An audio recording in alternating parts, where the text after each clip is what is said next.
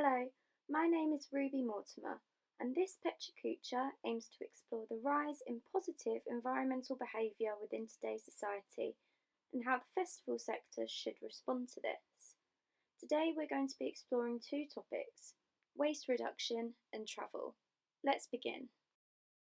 With thousands of festivals taking place every year around the world, many argue that festivals have become vital in influencing our social life whilst allowing for expression of human activity. Patrick and Lee have stated that festivals have become a fast-growing sector of the leisure industry, with 32 million individuals attending a festival in 2016. Sustainable living has also seen a huge rise over the past few years, with many consumers demanding for businesses to make organisational changes to protect our planet and function in a greener way. To contrast this, Prothero et al. Argues that there is an ever-present and widely acknowledged gap between articulated positive attitude towards sustainability and people's actual mostly unsustainable consumption behaviour. Both festival organisers and attendees are aware of the negative environmental impacts caused by festivals. Research conducted by Powerful Thinking found that 23,500 tonnes of waste was produced from 279 UK summer festivals, with only 32% of this waste being recycled. The urgent ecological crisis requires sustainable solutions, and the event industry has the potential to achieve this. The first topic we'll be looking at is waste reduction. As stated previously, waste has become a continual and evident issue at festivals. A study conducted in the Netherlands alone in 2016 found that 21 million festival goers generated the equivalent of 23,000 households' yearly waste. Waste disposal is an issue that festival organisers need to tackle. A number of festivals around the world have attempted to tackle issues with waste. An example of this is Waking Life Festival, who make it compulsory for attendees to pay a €10 deposit on top of their ticket fee and receive waste bags at the entrance of the festival. When waste is returned at the end of the event, attendees receive their deposit back. Jones argues that such incentives which encourage waste separation can save resources further down the line of an event. In addition to this, many festivals have a Leave No Trace policy, which offers recommendations on how attendees can do their part in keeping festival sites clean and encourage sustainable activity. But are festival goers following these guidelines? Columbus and Eigenman state that there is a discrepancy between attitude and behaviour. Powerful Thinking have argued that it has become notably difficult for organisers to implement recycling systems for attendees due to the fast-paced environment of festivals, as attendees are unlikely to be focusing on using the correct method of waste disposal and will be more focused on enjoying activities. Furthermore, those who recycle incorrectly can end up contaminating correctly recycled products, which leads to all waste ending up in landfill. So how can festival organisers tackle these problems? Font argues that communication shapes the social interpretation of sustainability and is supported by the Copenhagen Business School, who advise that through good communication and engagement, participants are more likely to be inspired and responsive to sustainable initiatives. These statements imply that communication is key when looking to increase sustainable consumer behaviour, and festival organisers should look to improve the way they deliver information to their attendees.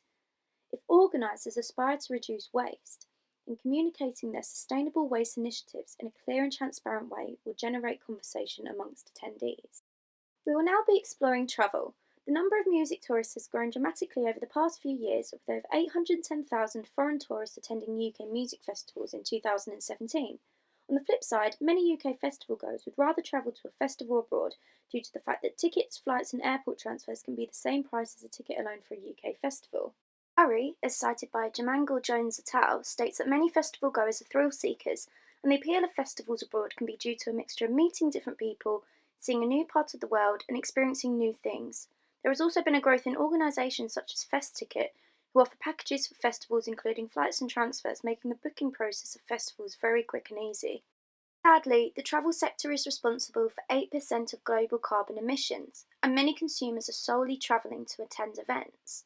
The World Travel and Tourism Council have stated that there is a real need for people to recognise what their impact is in a destination, and many forget the negative environmental impacts that come with travelling to an event.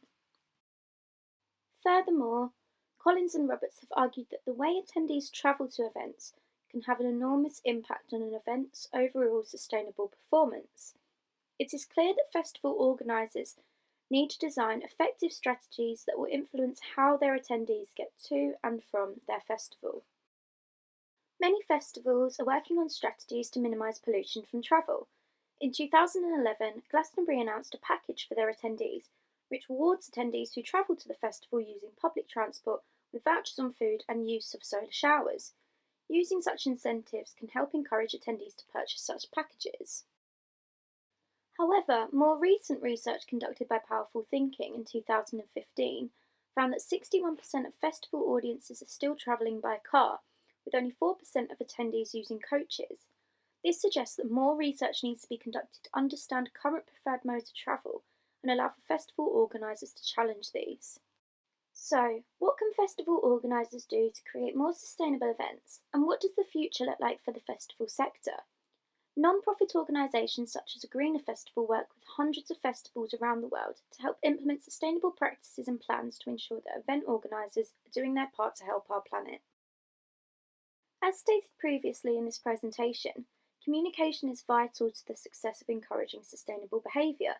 If all festival organisers can operate using similar solutions and work together to communicate the importance of sustainable living to attendees, then festival goers are more likely to respond positively and partake. Furthermore, Robertson et al.